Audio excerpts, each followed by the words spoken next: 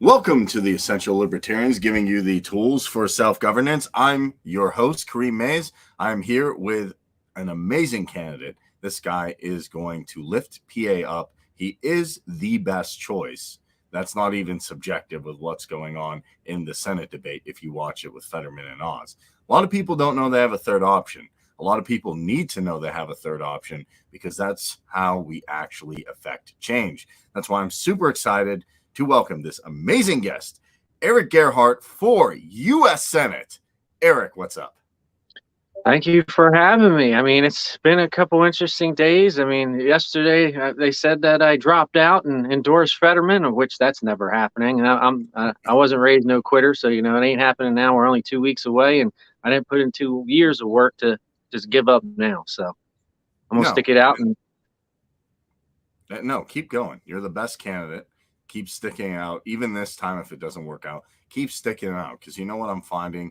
Most people are just voting now, based on D's or R's.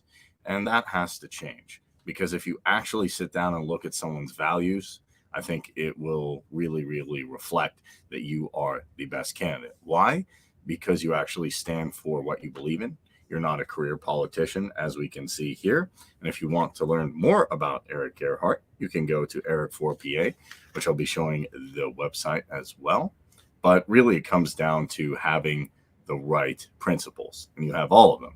So let's start with the big one that everybody's wearing. Most people vote economically. At the end of the day, people are going to say, hey, if I have more money in my bank account under so-and-so, well, I'm going to vote. Or if I can eat better under so-and-so, I'm going to vote this way. That is how it is. Unfortunately, there's more issues, but how can we, if you have any ideas, and I can also add my own, how can we tackle inflation with either different currencies, with the currency we have now, and what would be the best methods to do economically? Well, seeing as you're talking about the alternative currencies, we'll start with that, seeing as that actually is a great asset to all economies. The whole thing, if you think about currency in itself, is there's different currencies in every country, and people trade on the values of those increasing and declining. There wasn't much increase or decline in many of the different currencies across the world, but now there's the crypto, of which it's just been astronomically growing, and to have more competition between currencies would only increase the value of the currency itself, which that in itself might actually lead to a type of inflation. But I mean, the fact that we're shutting down our energy resources across our country when we were a leader in exports and stuff like that, and fossil fuels and energy in itself, of which we should continue to be an exporter of energy, even if it's just electricity, and start getting these third world countries that are the south of us and actually part of us in Puerto Rico and stuff actually up to snuff, and let them grow in themselves. And just there's just so many different facets of things that could be addressed. But like I said, the energy part and the currencies, and if you have gas prices going up, the value of everything has to go up because it costs more to transport, it costs more to ship, it costs more to store. It just doesn't make any sense to shut the pipelines down like he did when he did, other than special interests. And I was looking into it when he was running for president, and I think he got like $65 million for Biden from the billionaire who owns all the rail systems across the country. And I'm sure they're booming right now because there's no pipeline, so they have to ship it somehow, whether they're doing it by trolley car or truck. But all that extra emissions is just leading to another catastrophe of just increased volume, which I don't think anything going with these EPA stuff he's putting forward. I was just reading an article prior to even coming on with you that he just signed something about changing the requirements for refrigerants. And now what? Now every company that uses the old type of refrigerants has to upgrade their old refrigeration systems, which that's hundreds of thousands, if not millions of dollars for some facilities, to just go with something that's now the approved stuff. It's all just, over-regulation to control and manipulate all of the economy, of which he's doing a great job of being horrible, let's just say. Yeah, I think most people would agree. One thing I think that's interesting, though, is you're talking about these different, like the EPA and all the alphabet organizations. So I'll ask you two questions because you brought up a lot of really good points. So we talked about energy, but I've talked to you a lot, in person, but do you think that government should have any involvement in the private sector whatsoever? And what makes you different from, say, Fetterman or Oz when it comes to, oh, someone can lobby and give lots of money, and then, well, I'll kind of flip flop because we can see the R's and the D's. Once a check comes through, they suddenly have a little change of heart. Well, with the lobbying and stuff, I mean, that should be just criminal to begin with, because if you have foreign countries and non-American citizens funneling money into people's campaigns and squeezing out, let's just say the little guy, someone like me, which wants to do the right thing and live and bring morals to the whole situation, bringing the immorality of taking corporate funds from foreign countries and using super PACs to funnel money so that you just overwhelm your opponent with so much volume of mail-in flyers, videos on TV, attack ads, billboards, you name it, they got it because they got millions and hundreds of millions of dollars. I think PA is probably one of the most expensive Senate races now that's going to actually be in history. I think each side spent over $250 million, like, on each other's side's attack campaigns, which is insane, even though the candidates themselves only maybe brought in 40-50 million dollars a piece. It's just, it's an imbalanced system of those who have money trying to vie for positions to keep their funds and wealth in check, if not grow it, through the corporate lobbying and stuff like that, of which both of them probably have people already in their pockets, which I'm so broke, you can tell because of the holes in my pockets that nobody's in my pockets like that. And that's not going to change because, I want to have some integrity if I did get elected. And you do. I think you're the only one with integrity in this race. And I can say that because to me, Fetterman is having trouble even getting a coherent sentence. I don't even know what he stands for, if he does stand for something. And it seems to me Oz, from what I've researched, lives in New Jersey and has property here, but he doesn't live here. And that's not to say anything specifically about someone's principles, but if you don't live in a state, how can you accurately represent a state? And to me, that would be anyone, even if they were a libertarian, but they're like, I live in Texas. Can I represent you in PA? I'm like, what do you know about PA? Do you know anything about PA? And they'd probably say, not that much. So I really like what you were saying there about lobbying being illegal. Now with energy, I think that's a big thing because I do agree with the sentiment. If someone says, if you control energy, you control people.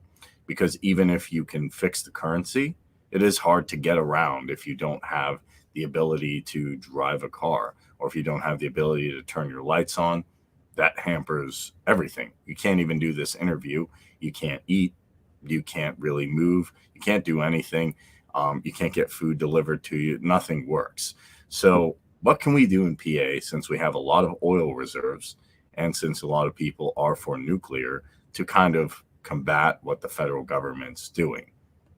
And I'll just give an example. Go right ahead. To the question, California, God bless them, said, we're not following your immigration laws. Okay, good. Alaska and Texas said, we're not following your gun laws. Could we in PA say, okay, federal government, whatever, I'm not following the EPA. I'm not following the environmental, interests, if you want to call them that, or the environmentalists that want more green technology, but always come on huge jets full of Hummers and stuff. Can we just say, no, we're done with you. We're going to get our own oil here. We don't have to work with Saudi Arabia. We don't have to worry about Russia. We don't have to worry about X Middle Eastern country. We'll just extract it here. If you don't like it, you don't like it. Mm-hmm. Well, I mean, in PA itself, I mean, I think a governor would be able to say that they're not going to stand up to what the EPA says, just saying it's unconstitutional, like you're saying, with the fact that the government gets into private sectors, which they shouldn't be in every fact of your life. which that's a totalitarian regime where they control every facet of every part of industry down to the money that's in your pocket, of which the federal government wants 50% right off the rip from you every year. So, I mean, working half as a slave is a little bit upset me. It probably drove me to being a libertarian, and it's probably going to drive a lot more people to being a libertarian just because, like you said, currency and to be able to have money in your pocket. One of my friends, who's a family of immigrants from Cuba, she's a Democrat. I don't have the best to speak in terms, but she's, money is freedom. The more money you have, the more freedom you have. And that's how the federal government sees it for the populace. They're taking more money from you with higher taxes, inflation, driving the costs up of everything. So you have less and less freedom to do what you need to do, or even look into, let's say, the federal government or politics, or follow politicians, because you're too worried about your life, feeding your family, keeping the house over your head, paying your bills, and just keeping things in a copacetic, which we were getting to a point where we could probably think about good things happening over the horizon and new things being built, but that was with the rollback of regulations. Like that was, got to give Trump credit for it. Like, he did see the fact that they wanted to go to like the LED light bulbs and get away from incandescents, so he rolled that back so you could buy those types of light bulbs and stuff like that, which is part of the combat against the EPA and stuff like that, saying that we have to go to green standards. But if you take one of those LED bulbs apart, there's poisonous stuff in it. It's the same thing with the was it a hydrogen in the light bulbs? I forget what it is. One of the chemicals they put in light bulbs is highly toxic, that they say you can't, most light bulbs aren't made anymore with that stuff. But there are some bad ideas that could be made and corrected with a green technology, but it's pretty much you follow the money. You see who's going to make that big buck, and that's where they're going with the corporate lobbying and seeing who's going to make the biggest payday. And what stock is that you want me to buy before I sign this bill? Just because that should not be illegal either. It's letting everybody trade stocks and then sign bills to fluff up their numbers. Yeah, a lot of people see Nancy Pelosi do it and they're outraged, but a lot of people don't understand that's a lot more people than you would think. It's not just her. She's just the apex of it. But there's a lot of people saying, oh, there's a bill or there's a special interest or there's something that's going to get in my way. Let me go ahead and conveniently put legislation. And that's corporatism. It's not capitalism, because you're hindering the free market. And I will say rolling back regulations is good. I think the lights you are talking about are fluorescent lights. They do have some mercury in them. Yeah, it was evading me what the chemical was. Yeah, they have mercury. They're bad if you break them. It can't. But just having them over your head is not going to necessarily hurt you, to my knowledge. That being said, I think the push for green everything is actually making things more hazardous. Like an electric car, lithium takes out a whole mountain. So a lot of people could just say, hey, if Erik's in the Senate and if Erik's working towards actual energy policy, he knows what he's doing. Let's move on to foreign policy. You're going to be in the Senate. You're going to have a lot of fun when they say, oh, let's give another, I don't know what we're up to now. You might as well just print monopoly money to Ukraine or to Taiwan or to Israel or just to anything. And I would say two things. One, foreign aid's illegal, is immoral, even if it's done for something good, because you're taking someone else's money and then you're giving it to something else that they didn't consent to. I didn't say I ever wanted to give money to Ukraine. If I did, I would put a PayPal and give it to an individual there that I know it's going to. Second, it doesn't make sense, in my opinion, to give money to all these nations when Mississippi doesn't have clean drinking water. I don't know the situation exactly in Flint, but I hear it's still pretty bad with the water there. Florida got hit by the hurricane. What do you think about banning all foreign aid or stopping foreign aid until, we get stuff here, or maybe just banning it outright and then people can donate to whatever cause they want? And what is your opinion on getting out of NATO and at least, I'm not going to say you yourself will stop this conflict, but trying to mitigate a lot of the problems that are going now in Eastern Europe or even in the Middle East with Yemen? Well, let's start with the first bit, which was what again? You got me so long with the foreign policy with the foreign aid. So, Yeah.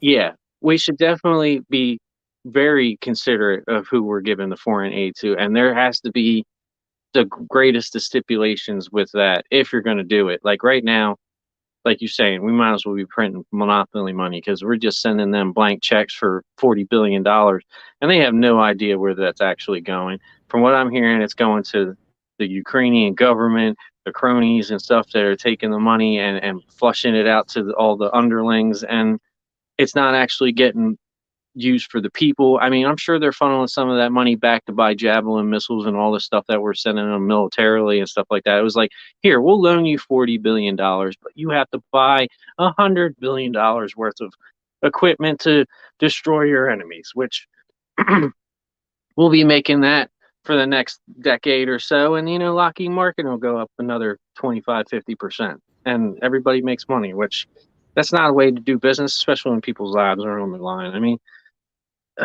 it's a shame that Russia went in there. I don't know all the details of what brought that on. But like I was saying to somebody else, is if you look at the battle strategy of like what happened when Russia did invade, they came in from the east side of Ukraine. They crept in, but they really went and attacked and came from the top and seized Chernobyl. Like there was going to be some red flag event up there. Like they were going to set that off, start World War III, and Russia might have stopped that. They might be the good guys in this scenario. I don't have all the details, but just looking at it through a strategic military thing, if they wanted to conquer the country, they could have went for a straight line for the capital and then spread out from there and carved off a huge chunk. But they didn't. They went another route. They went for the edges, annexing that, and then they already gave back like the Chernobyl area after they did whatever they did. They probably made it malfunction so that it can't be functional ever again, of which is probably a good thing. Why they're still fighting? I mean, who knows? We don't really get all the news that's actually coming out of there and what they say and who Ukraine and them actually are and what they stand for and all that stuff. You can speculate on all those things. If I get into the Senate, I definitely will be looking into that, and that's part of the job too, is looking into where the money's going, how it's being used. I mean, they usually do audits into this stuff. I would say usually, but I mean, under the Biden administration, they've really been kind of glossing over the whole laws thing and constitution of this country and just executive ordering everything they want on a wish list before the midterms as just a last ditch effort to try to change the fabric of our nation, which nothing should be able to be changed as fast as it has in the last 2 years. I mean, I think Rand Paul had a really, really nice bill that would allow the House Representatives and the Senate that for every like 20 pages, it would add a day of review. So if it was a 5,000 page bill, you're looking at almost 2 years before it would actually be voted on, which would give it proper time to be vetted, changed, do the budget on whether it would be financially responsible to even sign that bill into effect instead of just, hey, we're going to vote on this tomorrow. Here's a 5,000 page bill at 11 o'clock the night before. We're going to vote it on at 6 a.m. or 8 a.m. in the morning, whenever they start up business hours. And yeah, we want you on board for this.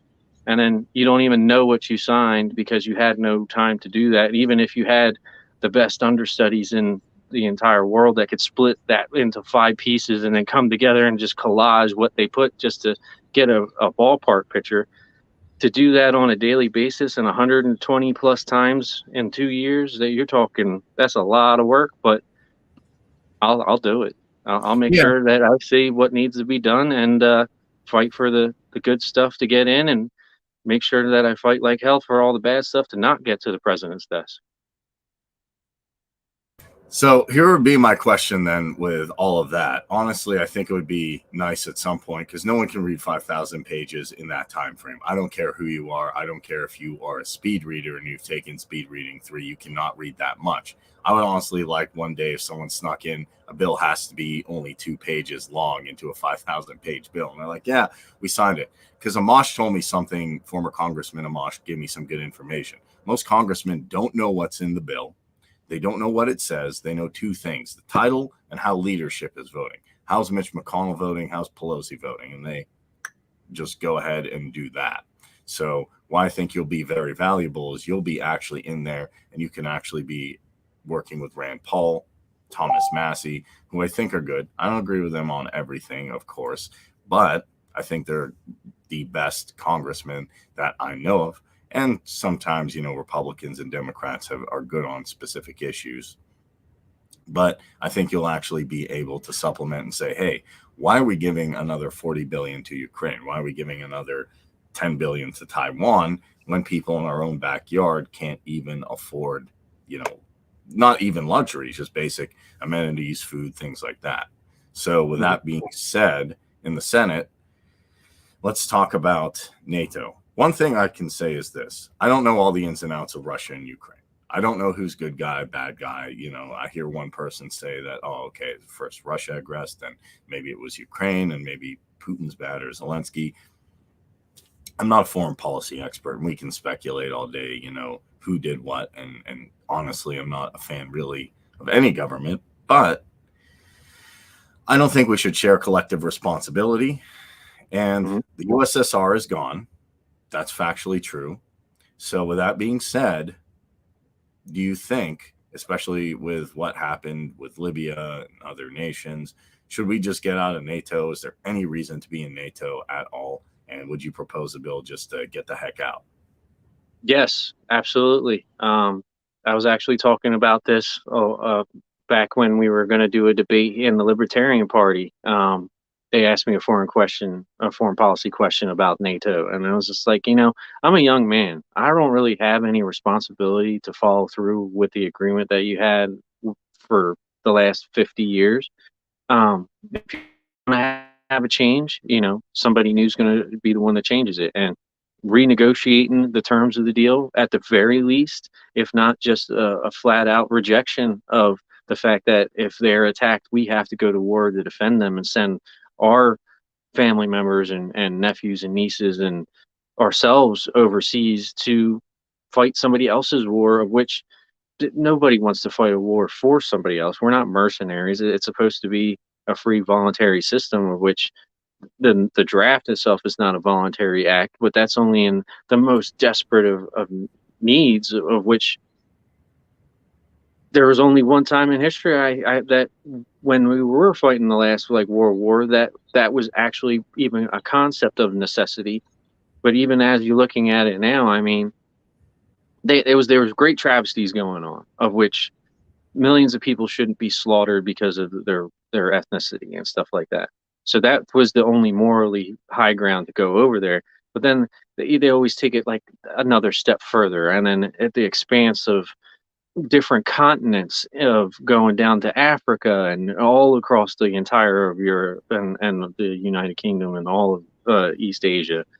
And it's just unfathomable that we would want to even go back to having a war with another superpower on their turf, which, I mean, that's my moral cause of thinking about it. It's like, if I live here in the USA and somebody came into my house and wanted to hurt and harm or tell me I had to do something that I didn't agree with, I would defend myself, of which people in other countries do all the time.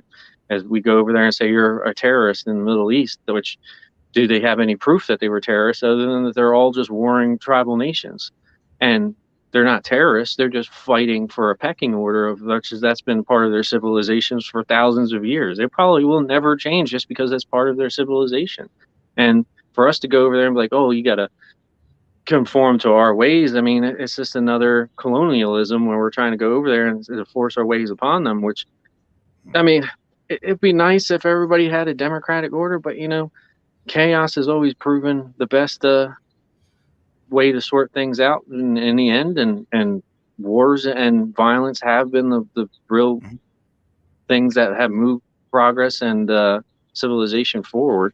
It's not the right move, but it's a story that will repeat itself throughout history and still will repeat itself in the future, with just trying to minimize the casualties and the damage, of which right now where the casualties and the damage would be worldwide, if not catastrophic, in the very least, if any of the greatest of things that could happen does happen, which an escalation of us saying we're going to go to war is going to definitely just escalate it, because everybody looks to us as the global leader on the amount of freedom people should have in their countries and stuff like that, of which we should show everybody here back at home we have the maximum amount of freedom and liberty, and be able to self-govern ourselves in a respectable manner, that we could be respected overseas, to the part where we can negotiate the peace treaties and stuff like that, and instead of just saber rattling and like my stick is bigger.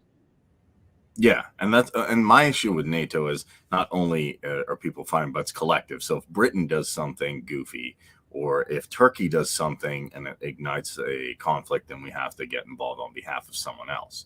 I don't believe in collective responsibility on a global level. Maybe in your town it makes more sense to help your friends out, but not that's too crazy to say, hey, we're going to get involved in someone else's thing. So I really like the fact that you're seeing that NATO is outdated, it's old, and that we need to step back and actually be sovereign completely. Now, that also goes to talking about other global institutions. Let me throw some tougher questions at you. Since we're going to get out of NATO, I say we get out of all global organizations. When people talk to me about just decriminalizing one drug, I say no, which I'll ask you about that. I'm like, let's actually do the moral thing. Do you think we should get out of, I'm not talking about getting rid of funding, by the way, of these. I'm not talking about like Trump style. I'm talking about get out of the UN, get out of the WHO, and get out of any of these global institutions. Just order bill, say we're getting out. We're not going back in. It's done. What do you think about that? Well, ever since the World Health Organization said that they're going to be the ones deciding what our best health interests are, and saying we have to mask and stay in our homes, and just agreeing with the other globalist elites that, you know, we need to be sheeple and just do as we're told, instead of, you know, going out and surviving, which most people have to do paycheck to paycheck and week to week, and being stuck in your house for 2 months. I mean, that could take 2 years to come back and build back up from the fact of those lost wages. I mean, it was nice they cut you a check, but now those checks are worth absolutely nothing, if not the value that of the money that they gave you is now 3 times less than it was when they actually gave it to you. So it's just, you know, they gave you like $1,400 to make you feel all warm and fuzzy, and now you actually owe them like 6,000 back. Or and it's the same thing with all these student loans and all this stuff. You know, you can't just keep giving money out and giving freebies and making people not work and earn what they're working for. You come to respect it less if you're just getting it for free, or getting these handouts. You don't feel the accomplishment that, like, I actually earned this, of which we need more of that, where people go out and work for what they are deserved, instead of just feeling entitled that I am owed this because I put in my time. I mean, I see a lot of politicians now. They're like, "Oh, I put my time in. Like, where's my Senate seat? Where's my president seat? You should respect me more." It's like, it has nothing to do with the amount of time served. This isn't like you get a little Lincoln log, and once you build enough steps, you get into that door. Like, you know, if you earn it through your hard work and the people believing in you, you will achieve it. But other than that, I mean, the free handouts and the government handouts and them being involved in everything, they need to take a step back, calm down a little bit. You know, everybody likes a sugar mama or a sugar daddy, but, you know, there's always sometimes you got to pay that back, and most people don't want to. So the government needs to just slow their roll. Well, they're going to have to at some point, because inflation is going to get so bad. They're not going to be able to just give out money. And that's when I was telling people, look, if you just get checks now, yeah, I'll feel good. It's kind of like an adrenaline rush, but then you'll crash. And this is the problem with inflation. People don't know where it comes from. but we do. So can I count on you when you get to the Senate? Are you going to drop "end the Fed" and then start chanting it? And then everybody I'll probably squeeze that in there sometime. You know, it's got to hit the most value of when you say it. You can't just drop it to drop it. It's got to be like, I was talking about this. It proves its point. You guys suck, and the Fed. You know, something like that, where it really goes home, and then you take the screwdriver and you just twist it a little bit. I want it to be like that. All right. So you're not going to be like 10 seconds. Hi, I'm Eric. All right. So we're ending the Federal Reserve. Either the Fed's going or I'm going. Which one's going? You ready? No, that the ultimatum like that, they'd be like, where's the security? Just escort him out now. But you're part of the Senate, so you can say, but no. No, it doesn't mean they wouldn't try. Sometimes people just complain and they think they can get whatever they want. I mean, that's why everybody's always asking for the manager, because they always want that free meal. True. I'm just asking for the manager because they're devaluing all the currency of what I have left, and most people don't know what's happening. Most people are pointing, unfortunately, towards, and I'm not saying corporations are perfect or conglomerates of people are perfect or that your employer is perfect. There's greedy people. Yes, that exists.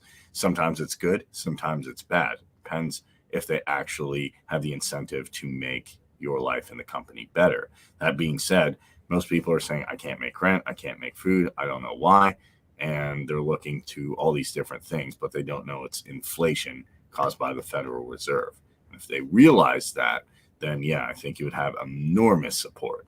Just Eric, get in there, drop that bill, and end the Fed. How you want to do it, the method you want to do it. If me and you both did it, it'd probably be different. I'm more aggressive, but that's fine. I like it. I like that a lot. So I'm gonna just circle back to foreign policy. What do you think about getting out of the UN? Just cut ties.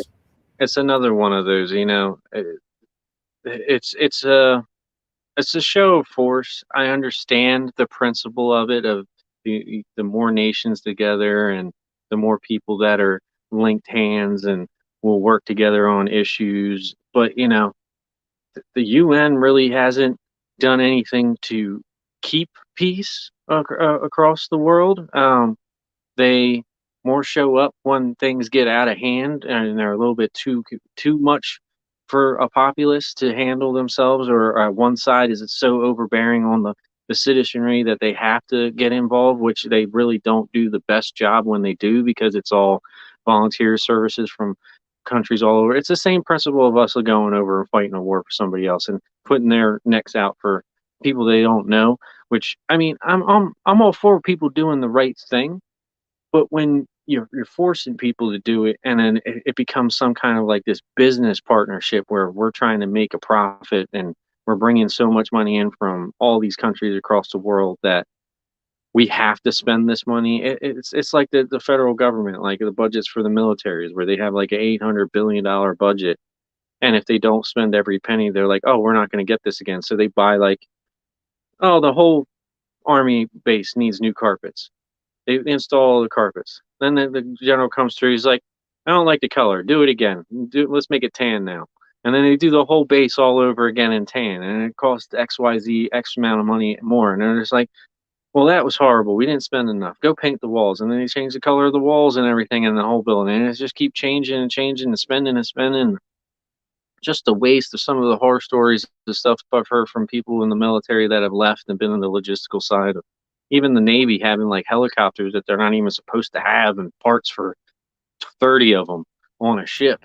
And they're just like, throw it overboard. We don't need it now. It's like, you're just going to throw all these good parts right into the ocean just because, we need new parts and we got to spend this money. So we're not fighting wars that we need trillions of dollars, of which, even if you think of the 20-year war we just got out of, it spent $17 trillion in bulk to fund that war, of which half the debt would be gone. We wouldn't have lost all those lives. They wouldn't have lost all those lives. The world wouldn't be in turmoil in the Middle East just because of all the new warring tribes pitting to be in charge. I mean, it all comes right down to, you think, when they took Saddam Hussein out of his seat of power. I mean, he had control of the regions, which is, I think, what the reason that they feared him is he had control of the regions. But then with that power vacuum gone, now it's just partial states of different countries that want to do the same thing, if not be bigger. And ambition leads to some horrible, horrible things.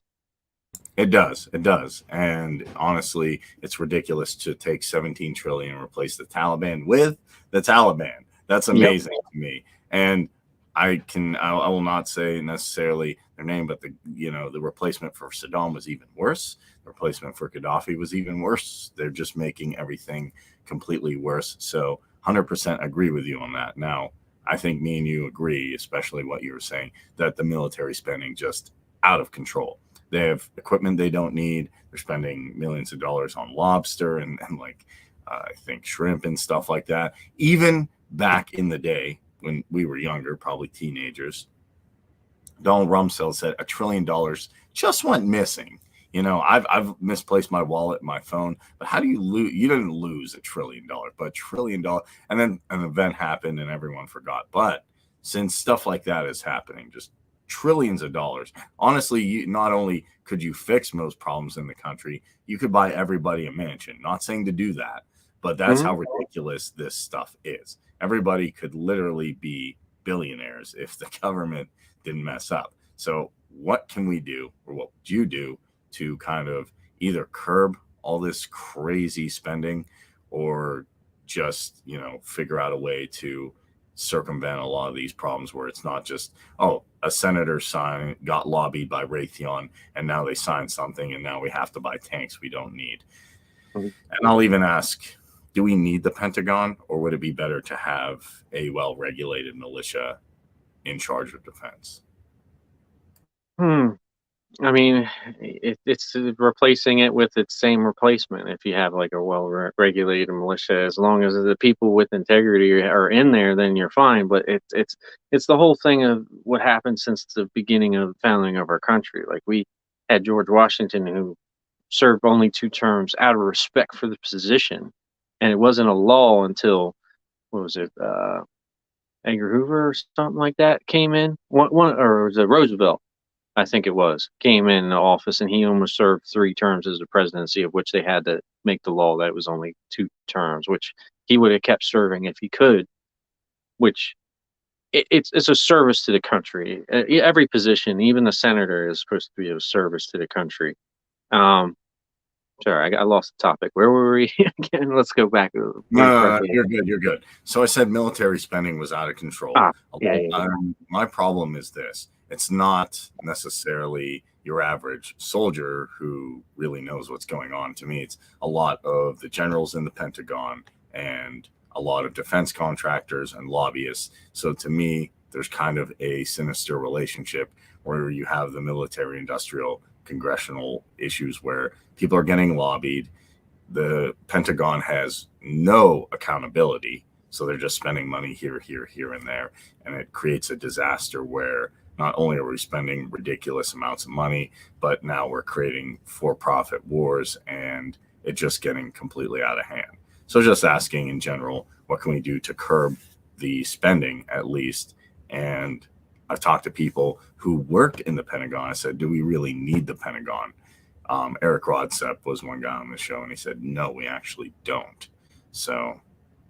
Well, I mean, it could be looked at almost like the FBI and the ATF and the DEA and the Department of Education, and the list goes on, of all the departments of the government, which could be looked at for a very high downsizing, and we can curb a lot of the government spending through curbing the amount of resources that they allocate for those organizations. I mean, the Department of Education has gotten $15,000 per child for the last couple decades, and the number just keeps going up because of inflation and the cost and need, of which like school choice would eliminate something like that. And then you get rid of the Department of Education because they obviously don't care about the actual quality of education, but more how many people get through the system. And then you just start taking dominoes. You end the war on drugs by implementing the legal basis that almost all drugs are legal, or as long as if you have the heavy ones that are legalized, you have to have the remedy for that, which would be rehabilitation centers almost like a Switzerland model where they keep you in the system for like 3-4 years, and they actually introduce you back into society with jobs.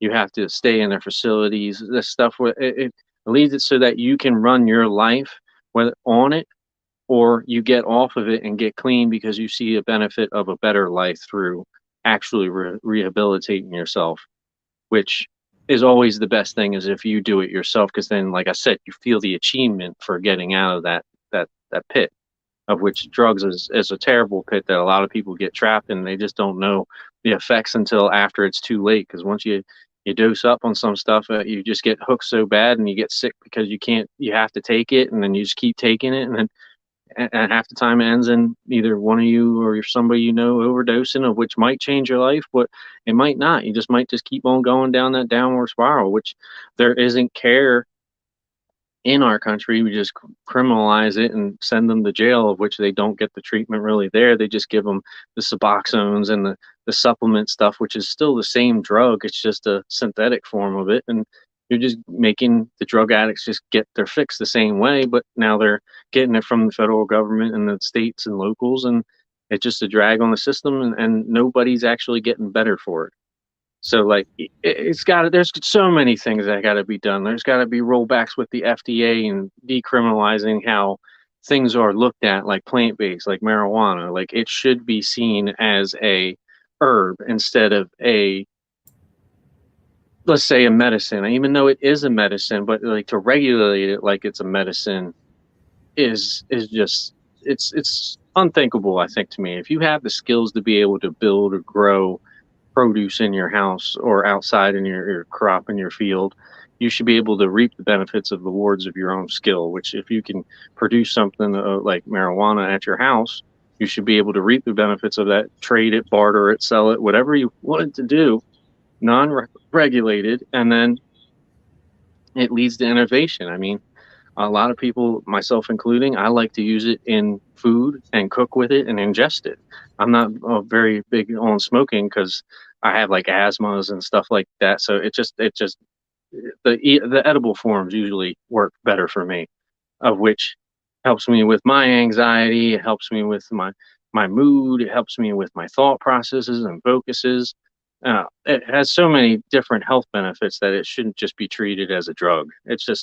It blows my mind that all the benefits that one plant has outweighs so many pharmaceutical drugs that have 20 side effects that are very detrimental to your health, when cannabis has none. And the amount of people who are affected by, people with Alzheimer's, diabetes, like I said, PTSD, anxieties, intestinal issues, brain functioning issues.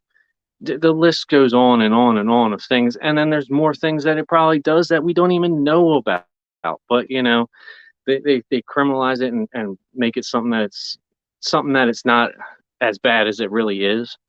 And it's 3 times, I'd say, better than drinking all the time. I mean, people die of liver cancer and cancers of the body just because they drank for 30-40 years in their lives, and they'll just let them people drink and die and suffer. And then there's something else that actually doesn't inflame your body but helps you with and benefits multiple things, but that's criminalized.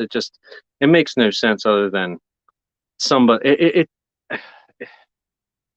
to me it's like a meditation type thing. Like, I like to do it as well when I do yoga. It helps me relax my body and stretch out my body.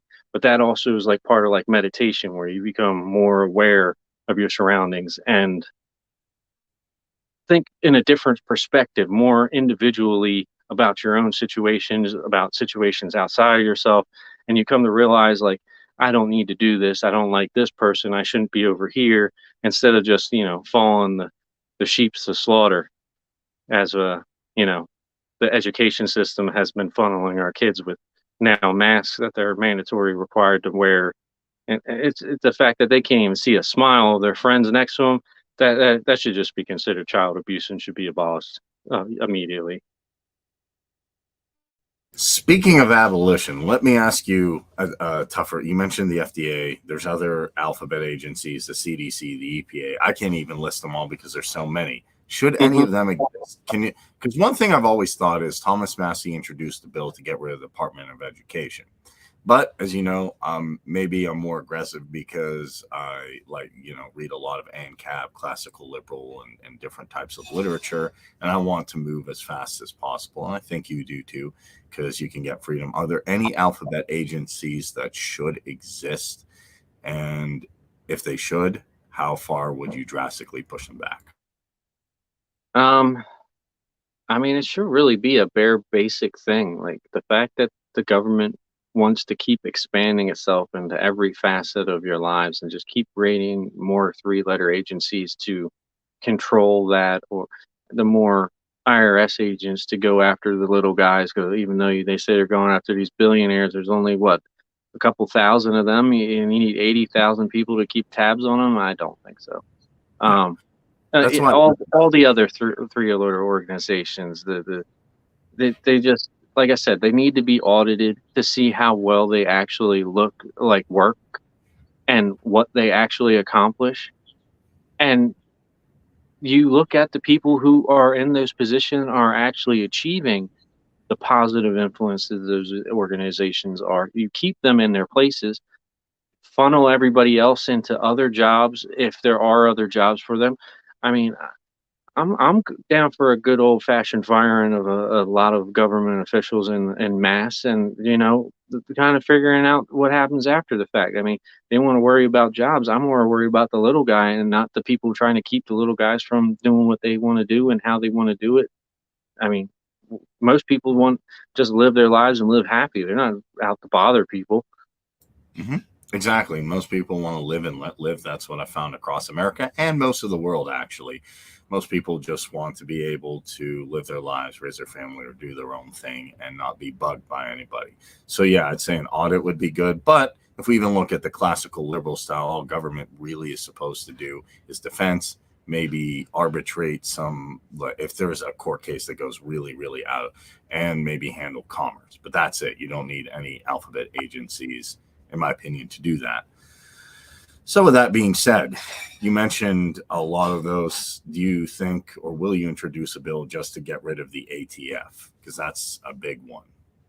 Yeah, I don't see any function that they actually have that really needs to be regulated. They're just going after good gun owners, and what you get a couple hundred people and some felony charges because they wrote up a wrong form or clicked the wrong box on a firearms or purchase request. Like that's just the biggest waste of taxpayer funds, and j- I don't see it actually being of any use to the government unless they want to repress the people anyway of knowing who owns what guns, how much, and where. That's none of their business, and people have hobbies. People like collecting stuff. I love collecting. You see all these little figurines behind me? If these were all guns, they probably knock on my door too. But it shouldn't. I'm not hurting anybody with these. I'm not hurting anybody with my guns. They're safe in my safe, and that's how it's going to be. And unless they come and try to do harm upon me, of which I will defend myself, and that's the natural order or right of things. Absolutely. Well, that's the only reason to use force as libertarians. That's the one thing we all agree on, that you don't use force unless someone is trying to come after you, the NAP. With that being said, I always ask people, should felons have guns? Because sometimes people are like, well, I'm not quite sure, but I think the language is very clear on that. Am I right?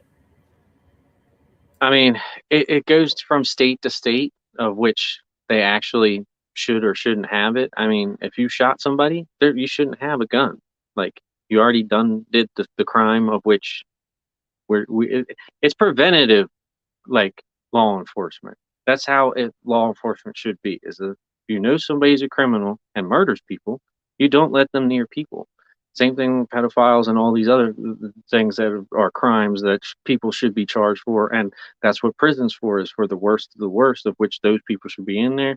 The innocent people who don't do harm to other people, and marijuana charges and possession charges and stuff like that, there's no reason to send them to jail. It's not, you're not going to scare them straight. They're going to be stealing and doing all the little petty crimes and stuff that you're doing anyway, unless you give them a way to live a better life, of which there's plenty of jobs out there, and the opportunity is there for them to take it. It's just, they don't have the education from the education system of the life values that they need, the social skills, the actual life skills of how to budget their own money and keep a house over their, or roof over their head, and pay their bills and be able to get to work. Grown up stuff, of which a lot of people are just grown men children and women children that just, never really grow up.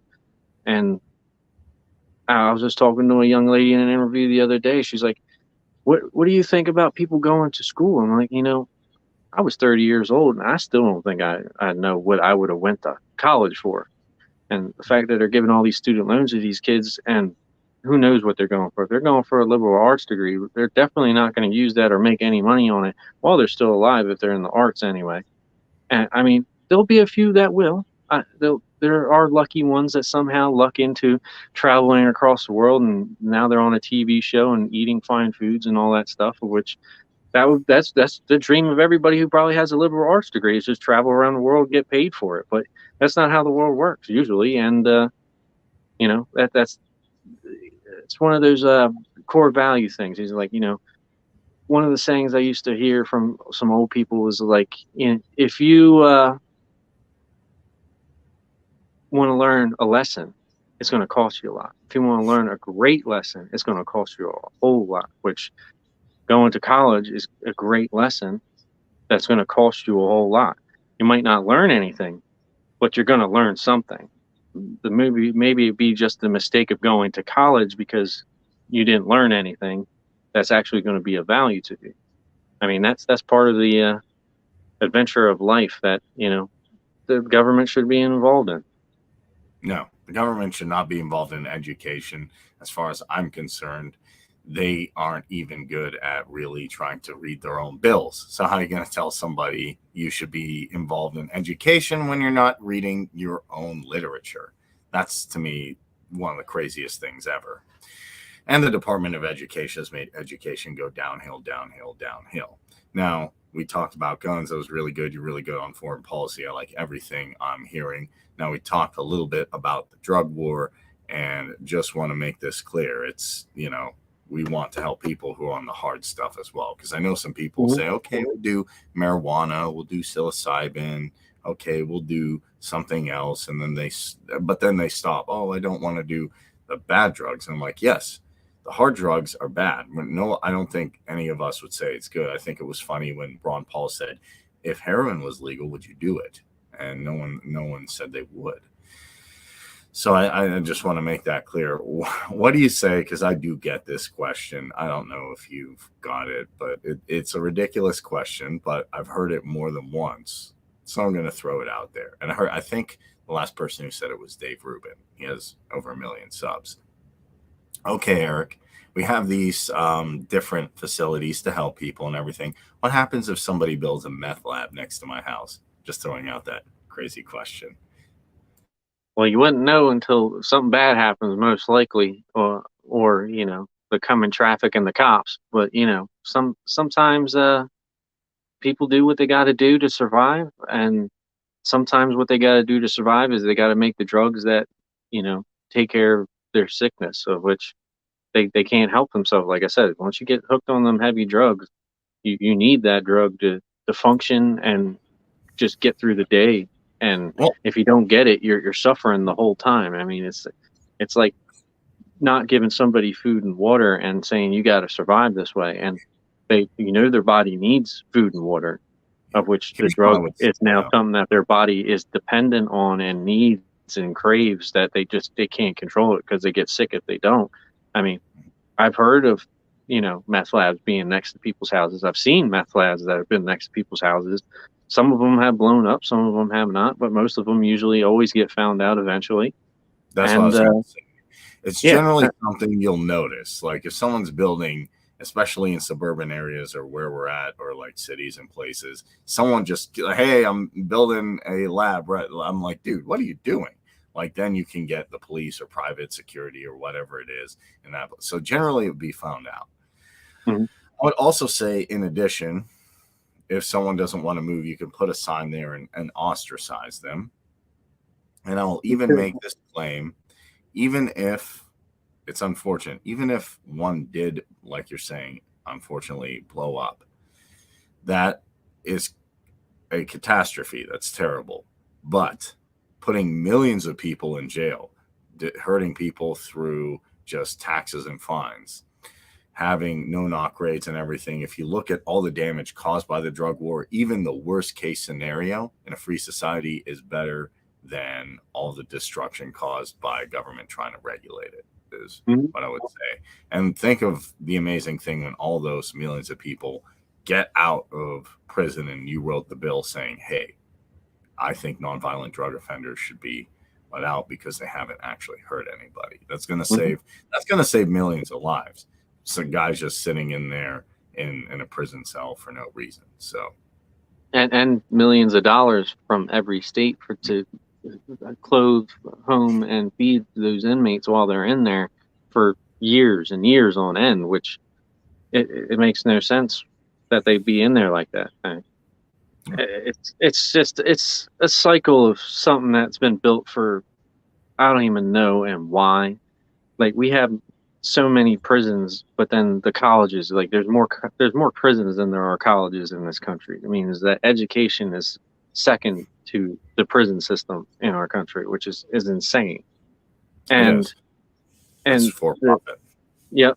And the fact of even the drug war, to find people who don't have money, to get them to be more impoverished, which brings them more stress, which even would lead them to do more drugs because they're stressed out to get away from the fact that their life sucks because the government is infringing upon their rights and stealing their money through small fines and crippling them financially, of which every fine is just a fine for poor people anyway, because, rich people have the funds and they don't bat an eye at a fine. You can get a DUI. I mean, we just had Pelosi's husband just crash a car and hurt somebody, and they slapped him with like a $5,000 fine and like 3 days in jail. Like, if that happened to you and me, we'd be locked up for like 5 years, and there'd be like tens of thousands of dollars in fines, plus like restitution, of which, who knows, they might have paid them off and there might have already been restitution, but that you never hear about that stuff. But having a two-tier system where like the little people get to hurt the most, and then if you're well off, you can just get by and get away with it. It's not equal-handed justice, and that needs to end in our country first. Yeah, no, it needs to end, because there's people who have literally either lost their lives or sitting in jail, which to me is equivalent of losing your life. It's actually even worse because you're sitting day in, day out looking at just a TV screen or whatever's in your cell, and there's nothing for you because you did a substance, maybe because you were stressed out, you had a family problem, whatever it is, or a doctor got you hooked on something, and now your whole life is ruined. So you can save a lot of lives by doing that. So I like your answers on everything. I think definitely you are the best candidate, even objectively. I'm willing to say that. But I know a lot of people are going to say, hey, I like everything Erik said. It was a good interview, but I don't know about voting Libertarian because Libertarians can't just win. Am I wasting my vote? I'm sure you've heard this a million times. So what is your response to, oh, wait, Libertarians just can't win. I just have to vote for the guy who is going to win, or just have to vote Republican or have to vote Democrat or whatever it is. Well, that whole mentality of like they deserve your vote because I voted Democratic my whole life, that's not how democratic systems work. Like, your vote counts for whoever you feel that is most fit for office. If you want to vote your party line, you can do that. That's your democratic responsibility and your right to do it that way. Saying that I'm going to steal votes away from a winning candidate, or I'm not going to get elected because nobody's going to vote for me.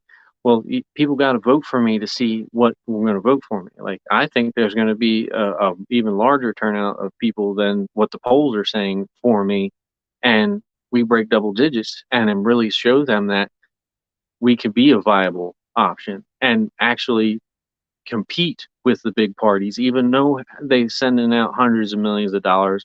But we have that grassroots effort plus a lot of volunteers, and we put in the work and the time because that's all we have to give. I mean, most of us as libertarians, we have jobs. We have to do our 9 to 5s or run our businesses like I do, and then I politic after the business is handled. So I'm running 2 jobs right now, me trying to run for Senate and trying to keep myself afloat by working my tail off so that I can pay my bills, which the other 2 candidates, I can't say they've really done it. I mean, Fetterman, he's sat back and barely had a schedule for a third of every year that he scheduled stuff. And Oz has already been sitting in the cushy life since he was a baby, which Fetterman has as well. It's just like, they don't know what hard work and actually getting what it is deserving from nothing because they already have it, which, exactly. I don't know that's not really the Pennsylvania way, because there's a lot of people who work for everything that they own across this state and the country, and those people need the most utmost respect to give them their time to be able to speak with them and let them speak with me. And I think I've had a lot of good conversations, and a lot of people are going to be voting for me here in November. Yeah, I definitely will. Guys, Erik Gerhardt for U.S. Senate, and I'm also going to be passing these out, and you can find him on Facebook and his website, which I'm going to showcase. If you like what you heard today, if you want a guy who actually will represent your values in PA, blue collar, hardworking, you can find him right here, Erik Gerhardt, U.S. Senate 2022. Email him at eric4pa@gmail.com. You can also see all of his positions right here and visit his website, Erik4pa, running for U.S. Senate in Pennsylvania. He is objectively the best candidate.